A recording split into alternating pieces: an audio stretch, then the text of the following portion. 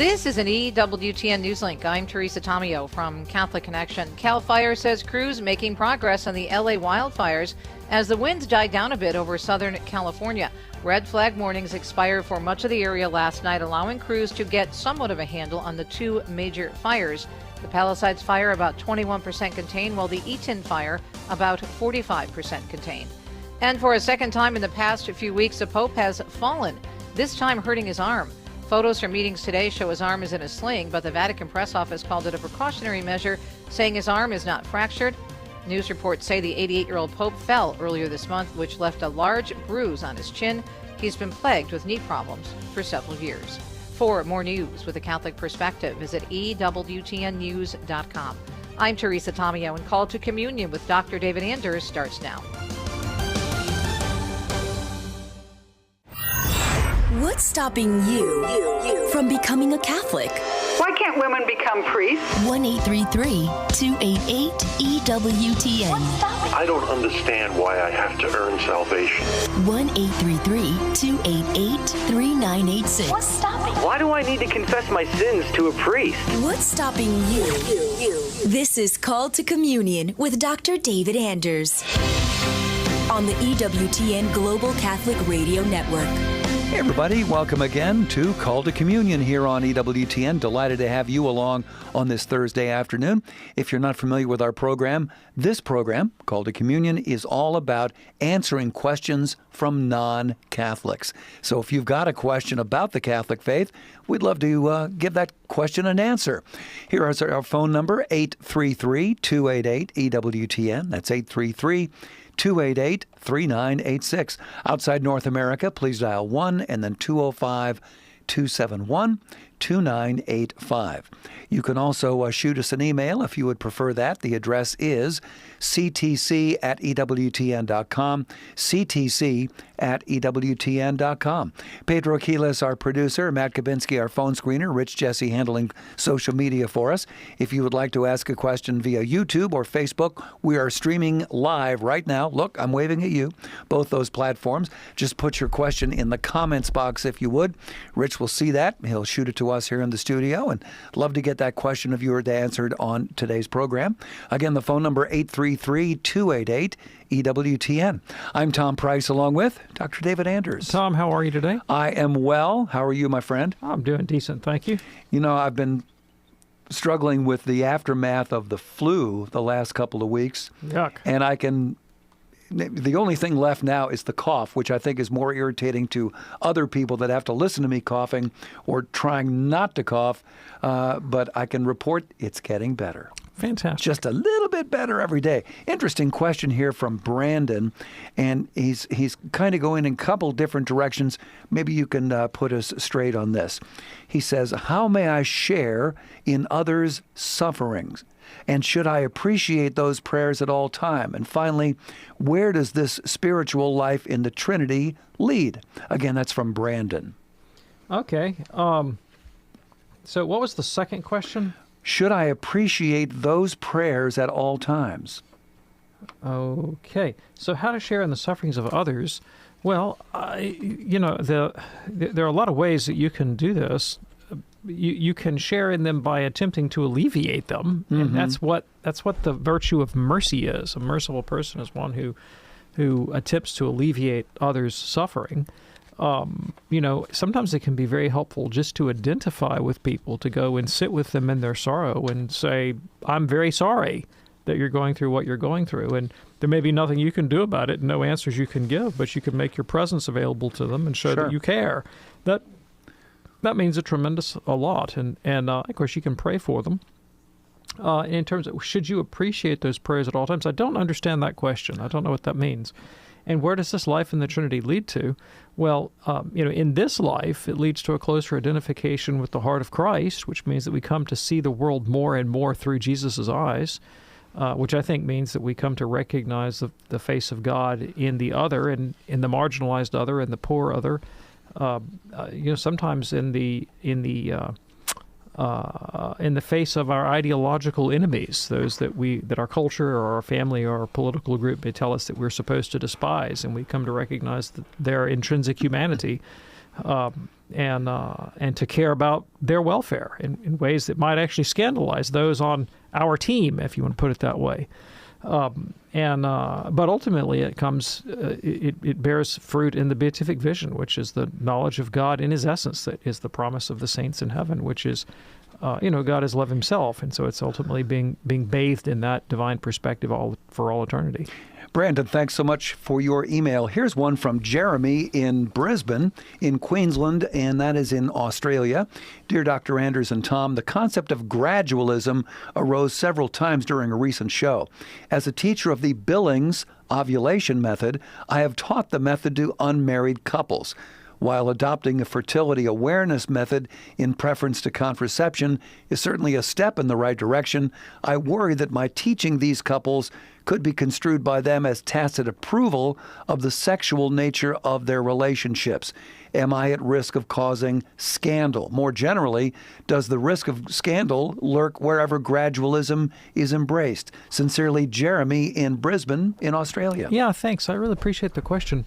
So, I think to understand our bodies and, in the case of women, to understand their own unique biology and to be aware of elements of women's health and so forth, it tends to human flourishing, all other things being equal. And, I know there are Catholics that do formation in this area. Billings is one of them. I can think of other organizations that think, as a society, Catholic or not, we have an interest in promoting knowledge of women's bodies, their cycles, their health, and so forth. That can only tend to the well-being of persons. Mm-hmm. And my point of view is you're not really responsible for the use to which people put that information. Now, I don't know in what context you present this information and what sort of narrative surrounds it. And if you intend the immoral end of fornication, then you're formally cooperating with evil, and that would be bad. I can't really see that you're materially cooperating in the sense that it's not like absent this information, they're going to be celibate. Yeah. Right. You know what I'm saying? So, right.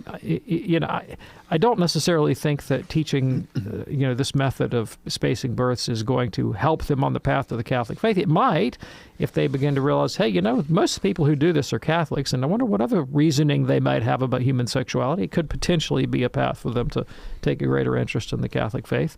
But I don't think your intent here is not to lead them down some wrong path. And of course, they're already engaged in this behavior. You're just trying to help them regulate this in a way that will maybe, if it doesn't tend to their ultimate moral well-being, at least you're maybe advancing the cause of their physical health, and maybe that'll get them to take an interest in their moral health.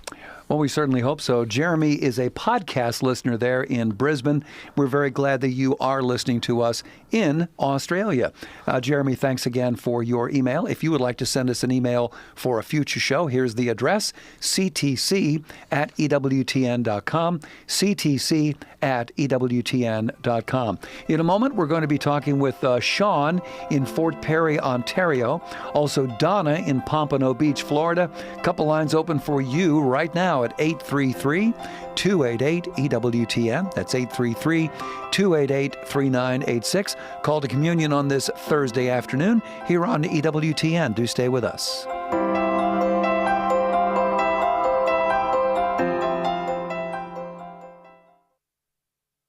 EWTN Radio brings you the Holy Rosary twice each day for over 25 years. Tune in every morning at 5:30 Eastern for Mother Angelica and every evening at 9:30 Eastern for Father Benedict Rochelle, only on EWTN Radio. This is a Messy Family Minute with Mike and Alicia Hernan. 3 years ago, we became grandparents, and it's just as wonderful as everyone told us it would be. We are blessed to have the love of 5 grandchildren, and we look forward to many more. Grandparents are a blessing to children because they have a different perspective on life in general.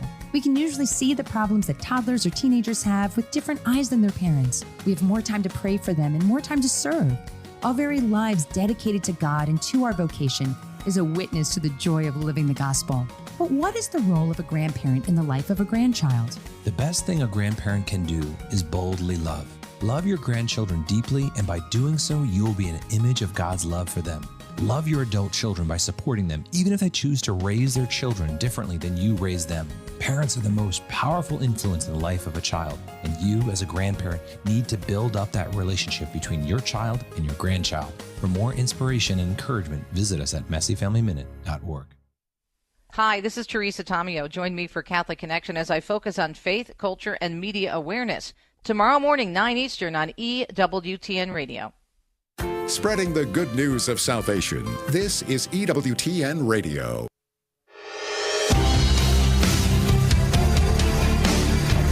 Glad you're with us for a call to communion on this Thursday afternoon here on EWTN. Lines are open for you at 833-288-EWTN.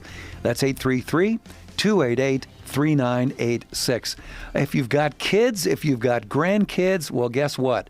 Class is in session. EWTN Kids Faith Adventures features a variety of faith-filled TV programs for children of all ages, including Cat Chat, The Friar, Children's Rosary, Tomkin and Blaze, Masterpiece Donut Shop, and so much more.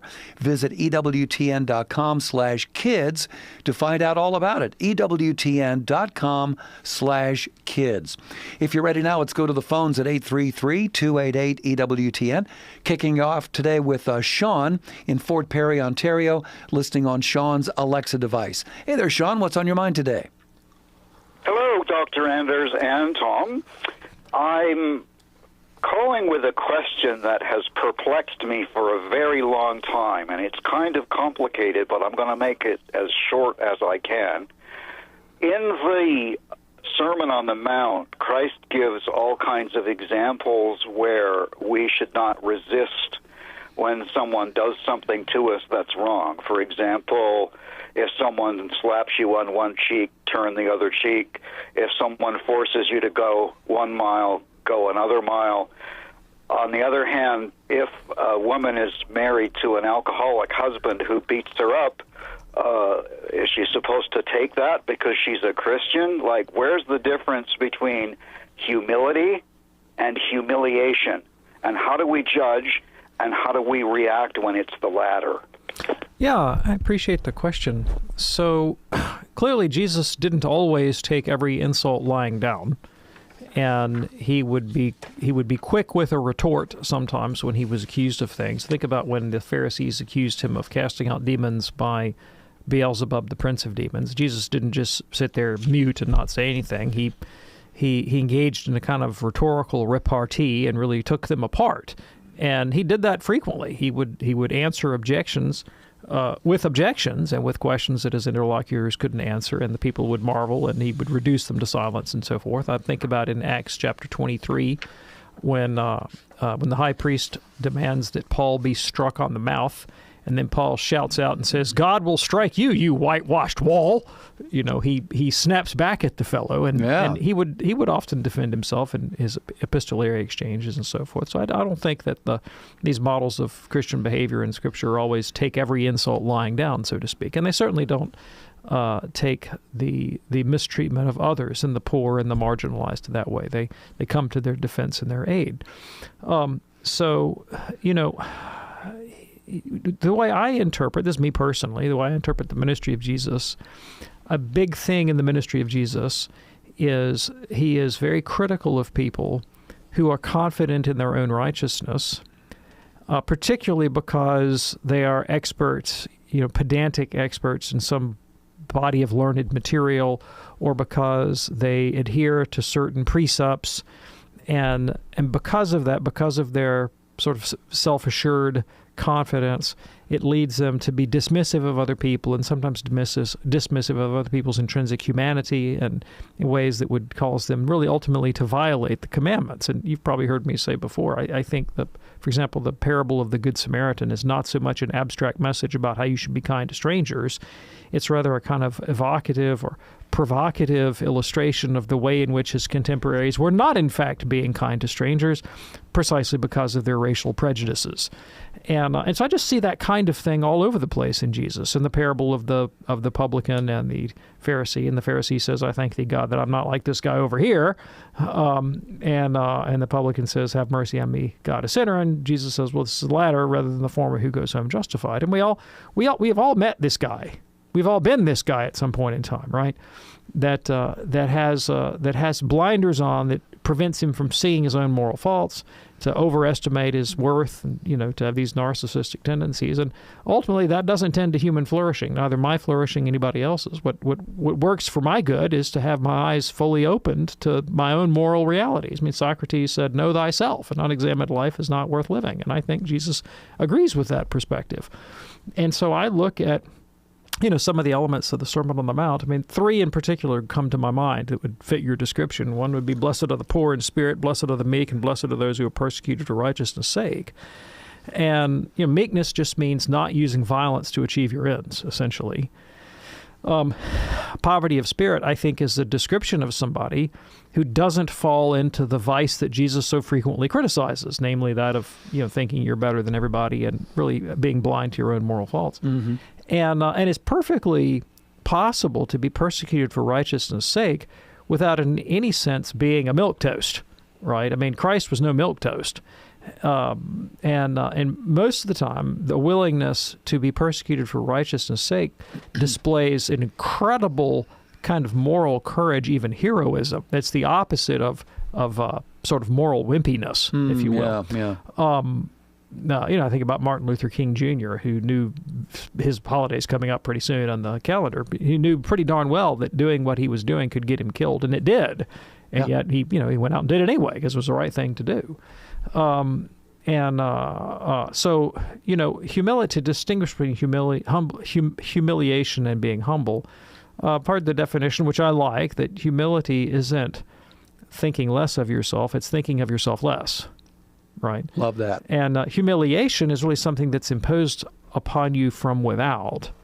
It's other people's attempts to belittle you. Mm-hmm. And whether you feel that deeply or not, I think probably has more to do with your sense of self-worth than anything else. So if a person who deeply feels the shame of humiliation is probably someone who already doesn't feel very good about themselves. But if you know who you are and where you stand and whom you serve and what value your life is, if somebody else comes along and says, Anders, you're a terrible human being and I hate your radio show, that's gonna hurt less if I know who I am and I know who I am in God. Sure.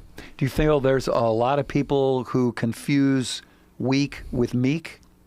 Or weakness with meekness? I don't know. I think that we all intuitively have an understanding of that kind of moral courage and heroism of the person that makes his face like flint, as it were, and stands there determined to do the right thing regardless of what happens, without lifting a finger to hurt anybody else.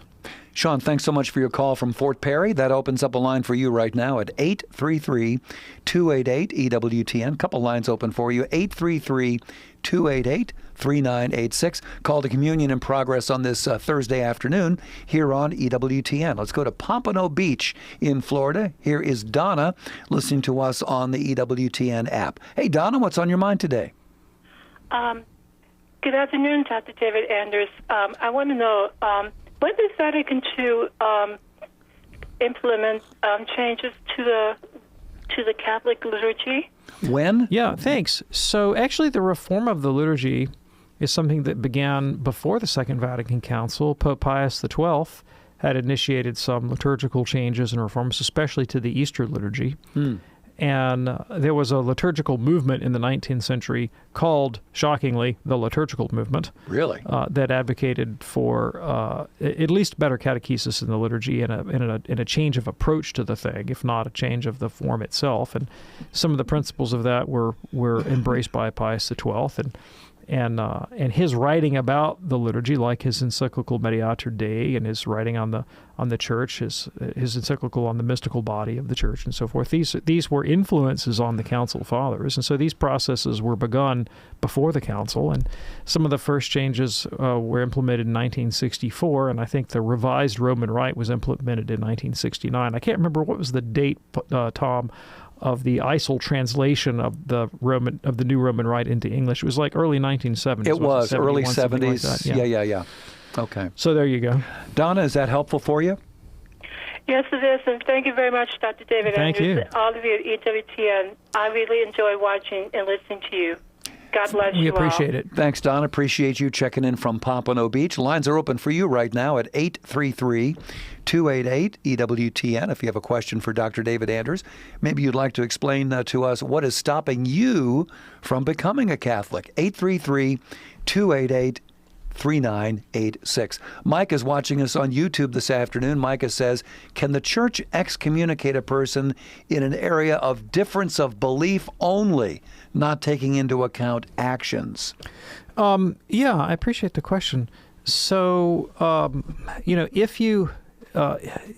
heresy is the canonical crime of obstinately denying a dogma of the faith.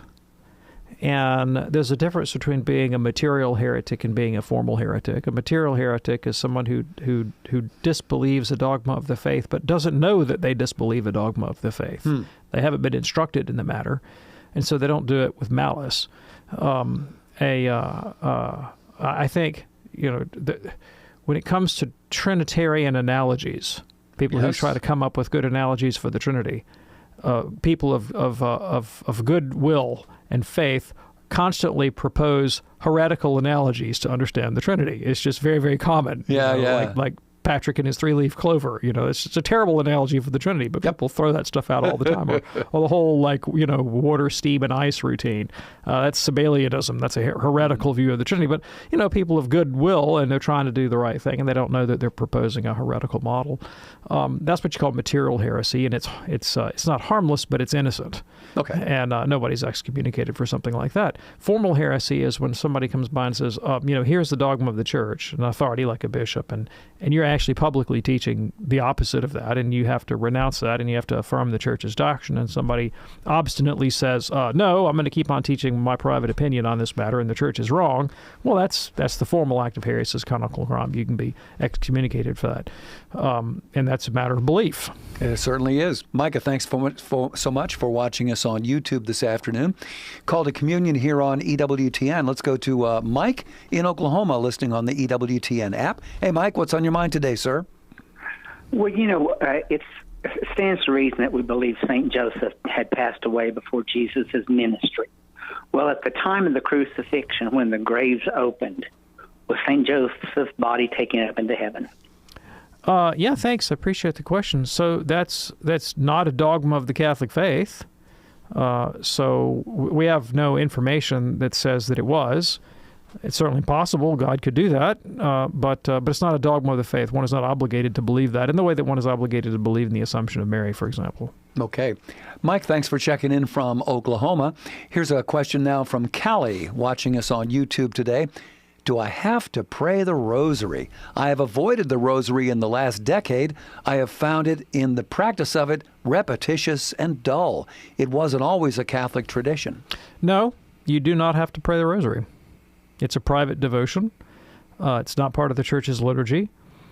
You do not have to pray it. And there are huge swaths of the church that don't. So the Eastern tradition of the Catholic faith, all the Eastern Rites churches, the rosary is not standard devotional practice in those churches. There are Eastern Rite Christians who pray it. I have Maronite friends who are about as rosary-centric people you've ever want to meet in your life. But no, it's not part of that tradition. And you're correct that in the West, the rosary is something that dates from the late Middle Ages, and you don't find it in the first 1,000 years of the Church's history. Although you find elements of it. You find the angelic salutation as a prayer. You find the prayer to Mary. You find venerating Mary under the title Mother of God. There are a lot of elements. You find the Our Father. You find the Creed. But you don't have them all. You don't have the whole package put together in the way it is in the Rosary until the late Middle Ages. No, you don't have to pray it. There are many Catholics that find it quite useful, and they see the repetition as an occasion for meditation upon the mysteries, and that is the logic of the thing. But if it's not your can of worms, you don't have to. What you have to do is you have to pray.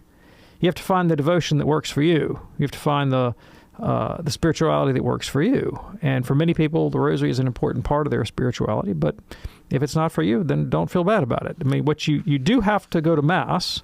That is obligatory. So the liturgy and the sacraments are the sine qua non of Catholic life. but not any particular devotion. You can pick the devotion that's good for you. Callie, thanks so much for watching us on YouTube this afternoon. In a moment, we're going to get to Chris in Southern California. First, this question from MC. Dr. Anders, from the Gospel in Luke 2, we read that Mary and Joseph didn't understand when Jesus told them he had been in his Father's house. Why did they seem so confused about this? Even though they knew of his divine origin, did they not know exactly who he was? Grateful for your answer. Thank you, MC. Oh, yeah, thanks. I appreciate the question. Well, it's one thing to understand Christ's identity in his mission. It's another thing to understand every detail of how that's going to get worked out in time. Yeah. Just to take a really bad analogy, there are plenty of stories that I pick up, a novel I might read where it's part of the public domain, so to speak, and I kind of know how the thing's going to end. That doesn't mean I know all the plot points along the way, and Mary's not omniscient. She wasn't omniscient. She's still not omniscient. And so she had the capacity for surprise. Yeah, well, there it is. And thank you so much, MC, for your question, and we're glad that you sent that to us here on EWTN's Call to Communion. In a moment, we're going to begin the second half of our program today. That means plenty of time for you to call in at 833-288-EWTN if you have a question for Dr. David Anders. 833-288-3986. You may be a Buddhist, you may be a Baptist, you may be a Mormon, you may have no faith at all going on, but you've got a question about the Catholic faith. That's why we're here. 833-288-EWTN. That's 833-288-3986. Or if you prefer, shoot us an email to ctc@ewtn.com. As promised, Chris in Southern California is up next on deck. If you would, Chris, please sit tight. We're going to get to you in just a moment here, right after the break. It is Called to Communion on this Thursday afternoon here on EWTN. Do stay with us.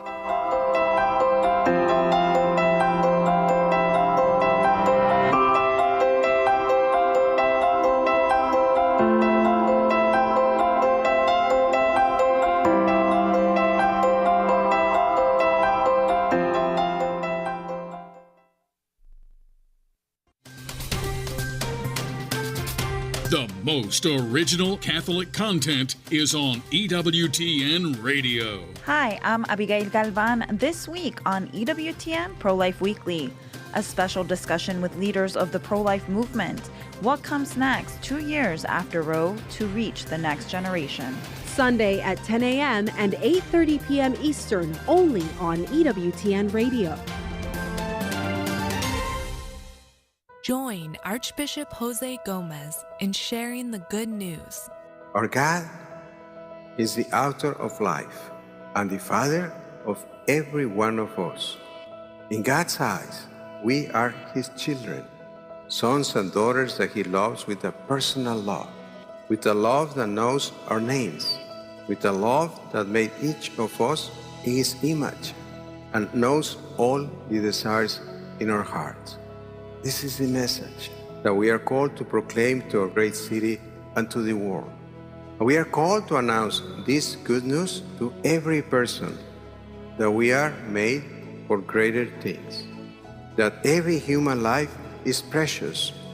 Your life, my life. Every creature has a reason in God's creation, and every person has a purpose in heaven. Visit angelusnews.com. Jesus revealed 12 promises for those who honor His Sacred Heart. Learn what these promises mean for you with our free ebook. Visit EWTN.com, Seasons and Feast Days, and click on Sacred Heart of Jesus. Hi, this is Cy Kellett. Later today on Catholic Answers Live, we're only taking questions from non-Catholics. Tim Staples, our guest. Catholic Answers Live, 6 p.m. Eastern on EWTN Radio. Now, back to Call to Communion with Dr. David Anders.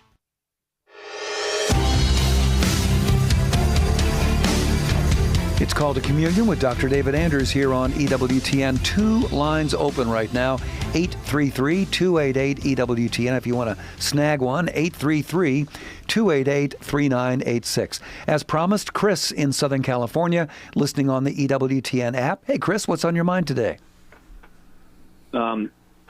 Dr. Anders, I would like to know what what we we know about St. John's recording of the high priestly prayer? In other words, does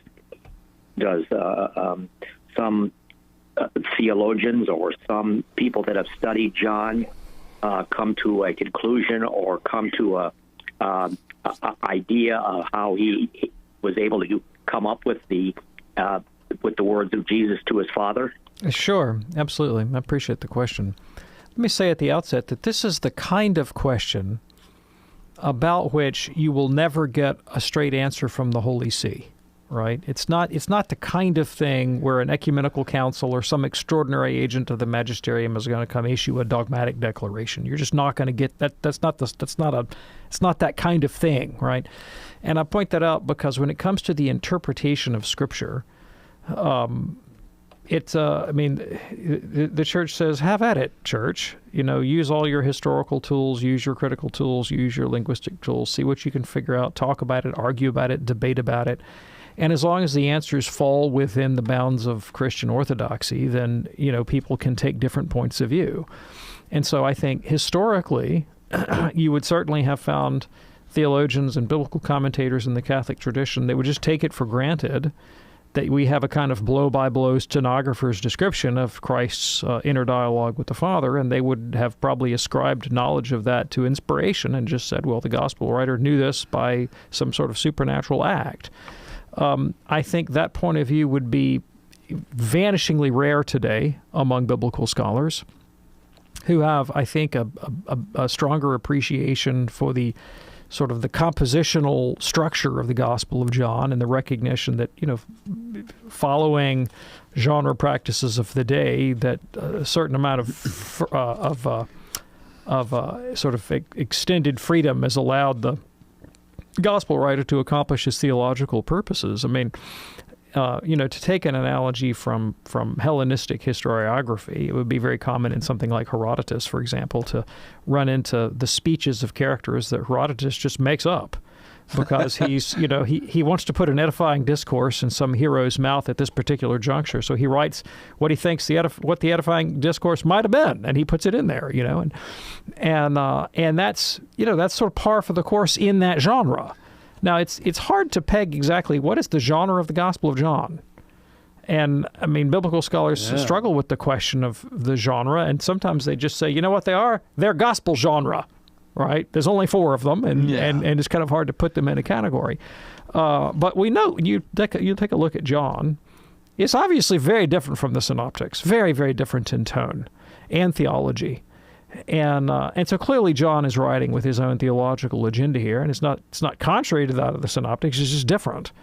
And I don't think that you would need to walk away with the conclusion that John had he had his iPhone out with the record button on when Jesus is praying in private. It's not that kind of narration. Nope. Chris, thanks so much for your call from Southern California. By the way, everybody in Southern California, you are in our prayers. Hopefully the fires will continue to abate. Let's go to Hudson now in Detroit, listening on the great Ave Maria Radio. Hudson, what's on your mind today? Hey, Dr. Anders. I had a question that maybe you could help me out with. I was talking with a Protestant buddy at work about the importance of the Eucharist, and he kind of answered like, well, we don't think that's necessary because Jesus says where 2 or more are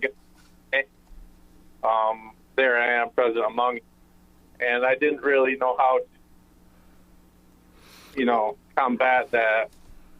And I'm hoping you can of course. Absolutely. I appreciate it. Well, of course it isn't necessary. The Catholic Church doesn't teach it's necessary. The Eucharist isn't necessary. I mean, God could have made the world without the Eucharist, to be sure. He could have redeemed the human race without the Eucharist. He could have redeemed the human race without the Incarnation. It's not necessary. The only thing necessary in reality is God himself. The only thing that couldn't have been otherwise is God. So, of course, it isn't necessary. There's no argument you could give for its necessity. We don't make arguments about necessity in theology unless they're arguments about the divine nature. We have arguments from fittingness, not from necessity. Was it fitting that Christ grant us the Eucharistic presence? Not necessary, but fitting. Of course he has the presence of 2 or 3 gathered together. Now, for what it's worth, virtually all Protestants I know misinterpret the promise about wherever 2 or 3 are gathered in my name. They don't attend to the context. Take a look at Matthew chapter 18, which is where Jesus gives this teaching. It's not, hey, let's get together in my living room and hold hands and, pray that Aunt Betty's cancer treatment goes well. That's not the context. The context is a declaration of ecclesiastical discipline. But Jesus says, if your brother is in sin, go to him privately. If he doesn't listen to you, take a friend. If he doesn't listen to the friend, take it to the church. If he doesn't listen to the church, to kick him out and treat him as a tax collector or a sinner, because wherever 2 or 3 are gathered in my name, I'm there with you. Meaning, when the church comes to a consensus about a matter of ecclesiastical discipline, then I validate that judgment, and the promise, whatever you bound on earth is bound in heaven, it holds in that case, right? So it's a very different context. It's about ecclesiastical discipline, not about, living room prayers. Sure. But that's a very different kind of presence. That's the presence of authority to execute judgment. There are actually lots of different modes of the divine presence we can talk about. So God is present to us, for example, in his omniscience, in that he sees all things. That is a mode of divine presence. God is present by his immensity. What that means is that everything that exists is sort of underwritten, as it were, metaphysically, ontologically, by God's being. Nothing exists independently of God's active causation in every singular moment. And God is the kind of being that wherever God is, all of God is there. So there's not more of God in an elephant than in a mouse. Every particle of reality is underwritten by the entirety of God's subsistent being. That's a pretty sublime and amazing mode of presence. God is present in the soul by sanctifying grace and the indwelling Trinity. Jesus said, if you love me and keep my commandments, my Father and I will come to you and make our dwelling within you. Well, that's a different kind of presence from the presence of divine immensity. Yeah. Right? It's unique. And St. Thomas tells us that mode of presence is that God dwells in us as the known is in the knower and the beloved is in a lover. So it's a kind of presence that can only be in an intentional agent. Divine immensity could be, in a rock, but the indwelling Trinity cannot be in a rock. It has to be in an intentional agent. It's a different mode of presence. Yep. Right? So we've dealt with the presence of authority, the presence of omniscience, the presence of immensity, the presence of sanctifying grace and the indwelling Trinity. Let's talk about another one, the Eucharistic presence. What kind of mode of presence is that? Well, it's the presence of the substance of Christ's body and blood. The substance of Christ's body and blood. When 2 or 3 are gathered, do you have the substance of Christ's body and blood? No, you don't. You have the presence of his authority, not the presence of the substance of his body and blood. Right? Well, why would it be fitting, I should say, that God grant us the presence of the substance of the body and blood of Christ? Well, one reason is so that we can offer the body and blood of Christ to God in a memorial offering. Now you say, why is that necessary? Anders, that just sounds weird. Well, it might sound weird to you, but it doesn't sound weird to first century people for whom sacrifice was ubiquitous and the very essence of worship. And they said, well, if God doesn't want the sacrifice of goats and bulls, and the sacrifice of his Son is the ever-sufficient sacrifice, how do we get involved in that? How do we present that sacrifice to God? And the New Testament makes a provision by providing the presence of the victim to the heart of the worshiping community in perpetuity. So I get access to the victory that won for us on Calvary every single time I go to Mass, as we present the substance of Christ's body and blood. The very same body and blood that died on Calvary is made present on the altar through the consecration and offered in sacrifice to God in worship. And then I get to associate myself with that sacrifice to complete the act of oblation by my communing in that body and blood, which if you read the details of Hebrew sacrifice, you know that's how the thing worked. And then that allows me also to come into a tactile confrontation with the very body and blood of Jesus. Now, do you have an interest in coming into physical contact with the substance of Christ's body and blood? I think you probably would. I mean, people pay all kinds of money to get Elvis's sweaty shirt. How much more the substance of Christ's body and blood? Absolutely. Hudson, thanks so much for your call today. Call to Communion here on EWTN. Let's go to Rebecca now, a first-time caller in Lincoln, listening on the great Spirit Catholic Radio. Hey, Rebecca, what's on your mind today? Hi. First of all, thank you for taking my call. My second thing is, I was having a conversation with a friend, and his students are stuck on the story of Noah, saying how, why did all those people have to die in the flood? So you had an answer for that, because I'm stumped. I don't know what to say to that. Well, what the text says in Genesis chapter 6, verse 5, is the Lord saw how great the wickedness of the human race had become on the earth, and that every inclination of the thoughts of the human heart was only evil all the time. That's what the text says. Now, I think we can't leave it there. We have to also read the Old Testament in light of the New.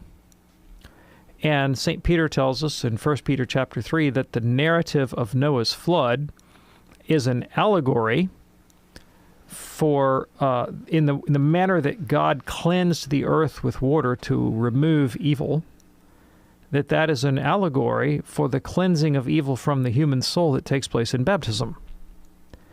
And so proper Catholic biblical interpretation, I think, is not to scruple pedantically over the fine details of a Hebrew narrative and to try to figure out how those fit in with divine justice, but rather to ask, how do these Old Testament narratives figure or evoke the reality presented to us in Christ in the sacraments? That's the way the New Testament reads the Old, so that's the way we should read the Old. All right. And Rebecca, thank you so much for your call. Love your great radio station there in Lincoln, Spirit Catholic Radio. They are fantastic. Tonight on The World Over with Raymond Arroyo, tonight's program, Father Gerald Murray and Robert Royal will be along to discuss Pope Francis's new book, Hope, the Autobiography. They'll also discuss the appointment of Cardinal Robert McElroy as the next Archbishop of Washington, D.C. Also, Canadian historian, author, and publisher Conrad Black talks about the resignation of Canadian Prime Minister Justin Trudeau, also the future of U.S.-Canada relationships under the new Trump administration, and, if that weren't enough, Stephen Mosher, the president of the Population Research Institute, quite the expert on all things China, will be along to discuss the rising tensions between China and Taiwan, also North Korea's recent ballistic missile launches, and the current state of the trial of pro-democracy advocate Jimmy Lai in Hong Kong. What a wonderful program it is. I don't know how he gets it all in, but he does. Tonight, 8 p.m. Eastern with Raymond Arroyo. It's The World Over on EWTN television and radio. Let's go now to Elaine, a first-time caller in Billings, Montana, listening on the great Billings Catholic Radio. Hello, Elaine. What's on your mind today? Yes. Thanks for talking with me. My husband and I were having a discussion, and this came up talking about the dual nature of Jesus, truly human, truly divine. Mm-hmm. And he came up with, did Jesus have DNA? If we had what was claimed to be blood of Jesus or relics, would there be DNA? And if so, what two sets of chromosomes would he have? Right. Yeah, great question. So I'm gonna jump back to the 4th century here to come up with an analogy, because obviously the fathers of Nicaea and Constantinople and Ephesus and Chalcedon didn't know about DNA, but they did talk a lot about the human nature of Jesus, and so we have to go back to the 4th century. And they dealt with not the exact problem, but a similar one. And that was this. The Apollinarians suggested that Jesus did not have a human soul, that he had a body, but he didn't have a soul, and that the place of the human soul was taken by the Logos, so that the Logos kind of puts on a skin suit and then walks around in a human body. And the fathers said that's wrong. That's wrong. And Gregory Nazianzus put it this way. He said, if Christ did not assume a human soul along with a human body, then the human soul isn't healed by the incarnation. But at the end of the day, what would I rather have healed, my soul or my gout? Right? I'd rather have my soul healed. Sure. And he put it more pithily. He said, whatever is not assumed is not healed, emphasizing the Catholic doctrine that Christ assumed, the second person, I should say, assumed a full humanity. So whatever it is to be human, Christ had the whole package. And so from that, we can extrapolate Christ had to have had DNA. Now, if you want to know, in Mendelian genetics, how that shook out, I have no idea, any more than I understand how Mary was able to conceive virginally, right? But I know that she did, and the product of that was a complete human being, who, by definition, to be a complete human being would require that you have DNA, right? I mean, Jesus was not he wasn't an Isaac Asimov robot, right? No, he was an actual human being, which means he had the whole package of whatever it means to be human. Elaine, thanks so much for your call from Billings. Call to Communion here on EWTN. We're going now to Saddlebrook, New Jersey, and talking with Anthony, watching us on YouTube this afternoon. Hello, Anthony. What's on your mind today, sir? Hey, guys. Love your show. Thank you. I was driving by a Lutheran church, and on the message board in front, it said that God is non-binary. And I thought, what is the Catholic view on that, Dr. Anders? Yeah, thanks. I appreciate it. So when I see a billboard like that, they're trying to be provocative. Sure. And they're trying to associate the doctrine of God with modern gender ideology. And I think that that's a category mistake, because in the language of modern gender theory, non-binary is a gender. And now, of course, they start using words in really funny ways, so we have to ask what they mean by gender. And if, as far as I understand it, and you correct me if I'm wrong, the sort of the classical view, the traditional view on human persons, and not just the Catholic view, but like everybody throughout the planet would have thought this way for most of human history for 200,000 years, would have thought that people fall into sexually dimorphic categories of male and female. And in fact, the literature on human universals, that is to say, what are the things that are sort of non-variant between cultures, that wherever you go in the world and you find humans, you find these distinctions. And things like using language and making fire, and there's all kinds of things that fall into the category of human universals. But one of them is sort of sexually dimorphic differentiation, and that's something that you find in every human culture throughout entire history. And that was the only category that you needed. You just needed the category of men and women, or male and female, or however you did that. And different cultures may have ascribed different properties or different roles to the sexually differentiated population, but that they differentiated reality in this binary way was kind of a given. Okay. Then in the early 20th century, Simone de Beauvoir, who was one of many feminists, as far as I know, I think she is the person to introduce the category of gender as distinct from sex. And she did it in a very different context. She wrote, The Second Sex and these other books, and she had this phrase where she said, "One is not born, but one rather becomes a woman." And what she meant by that, as far as I can tell, was that in her 20th century, early 20th century French society, that being a biological female came with a lot of cultural assumptions that were foisted upon her about the kind of role she should have in society and the kind of character that she should have, that she rejected. And she said, I don't have to live according to your mold just because I'm biologically female. And so when she used the language of becoming a woman, what she meant was stepping into the social roles that are imposed upon me. And that was a major part of the feminist movement, right? So this differentiation between my biology on the one hand, and then these constructed social roles on the other hand. But then having introduced the category, later on, a few decades later, you begin to find theorists that say, well, you know what? That whole idea of a kind of constructed reality that has sort of well-defined parameters is something that people internalize, and it becomes constitutive of their identity, and we're going to call that gender as opposed to sex. And so they take it in a direction that Beauvoir didn't intend.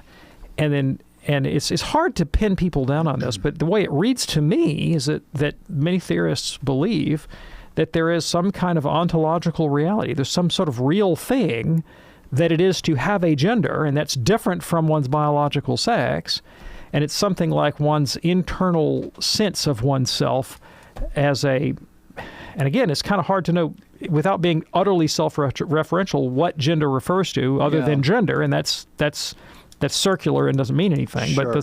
But that one has some kind of intrinsic awareness of one's whatever it is that they're going to call gender, and that trumps every other category in personal identity, and that it's inviolable, and that one has infallible knowledge of it, and that it's only available to introspection. And so if somebody comes up and says, my gender is blibbity-blop, then there is such a thing as to be blibbity-blop. It's infallibly true because I say it, and only I have access to it, and you do me a great disservice and an evil if you contradict my self-identification as blibbity-blop, right? Near as I can tell, that's what the thing means in modern discourse, okay? All right. And so by putting this poster up and saying God is non-binary, that's language from modern gender theory, you're essentially saying that whatever it is to be gendered, and again, that's hard to pin down, that is ascribable to God, that we can predicate of God being gendered. And in this case, God would be the gender of non-binary. And because they view that as a distinct gender. They have male, they have female, they have non-binary, they have fluid, they have gender neutral, they have gender this, that, and the other thing, gender queer, a whole bunch of categories. And they say, well, God's in that category. Okay. Well, the Catholic position is no, God's not in a category. He's not in the category of male. He's not in the category of female. He's not in the category of gender fluid or gender queer or non-binary. He's not in a category. He is the condition of the possibility of there being categories. And there are Catholic theologians that even take the position that God is not even in the category of being. If being refers to an identifiable thing with properties and a genus and a specific difference, God's not that. God is whatever it is about reality that makes categories possible. An idea that's transcendent to every other idea. And so anything we predicate of God, whether it be gender or sex or intelligence or emotions or love or motion or whatever it might be, anything we predicate of God is at best an analogy and at worst a distortion, which is why there's a whole branch of Catholic spirituality called apophaticism that says the thing to do is to just fall silent, because there's really nothing that you can say about him that isn't at some level a distortion. And so I think that's a cheap shot, honestly, and it's an attempt to enlist God in a political agenda. Lo and behold, no one's ever done that before. Oh no, no. But I think it's really false to the way informed Catholics think about the divine nature, which is ultimately to believe that God transcends the whole realm of categorization, including that of gender. Anthony, thanks so much for your call. A quick email here from Tommy. Is it fair to say the Catholics are in a form of Judaism because they follow the fulfillment law? I don't think so. No, I don't think that's fair to say. Well, I think it's historically irresponsible to say, I put it that way. I mean, it all depends on your terms. Okay, it all depends on the meaning of terms. But Judaism is not really a concept in the Hebrew Bible. Right? I mean, the main concept, it does emerge towards the end, but the main concept in the Hebrew Bible is being the progeny of Abraham, the covenant with God, the Davidic monarchy, the kingdom of Israel, the Hebrew people, the tribes. None of these things is Judaism. I mean, if you go back to, say, David's court in 10th century BC Jerusalem, you're not going to find rabbis reading the Talmud and interpreting the Torah. I mean, it's just a completely different universe. And so what we think of today as Judaism is a development that begins in Babylon in the exile, and it's an attempt, by an expatriate community to interpret what it means to belong to a covenant when you no longer have access to the temple or the land. And really, what we think of as modern Judaism is something that doesn't really emerge until, say, about the 3rd century AD, after Christ. And both Judaism, the world religion called Judaism and the world religion called Christianity, are both developments out of Judea in their respective attempts to interpret the Hebrew tradition and its significance in a radically different social environment. And so I think they're more like cousins to one another, born from the same bedrock, both of which obviously think that they have the proper interpretation of that underlying Hebrew tradition. Well, there you go. Tommy, thanks so much for your email. Fast-moving show today. Dr. David Anders, thank you, my friend. Thanks, Tom. We do it Monday through Friday right here on EWTN Radio at 2 p.m. Eastern. Check out the podcast anytime by going to EWTN.com. Click on the box that says radio, and then look for those words, Podcast Central. Now with over 100 great podcasts from all over the world. And don't forget, coming up next on most of these stations, it's Open Line Thursday with Father Gerald Murray. On behalf of our fantastic team, I'm Tom Price, along with Dr. David Anders. Thank you for joining us. We will see you tomorrow here on Call to Communion. God bless. The most original and exclusive Catholic content is on EWTN Radio. I'm continually amazed and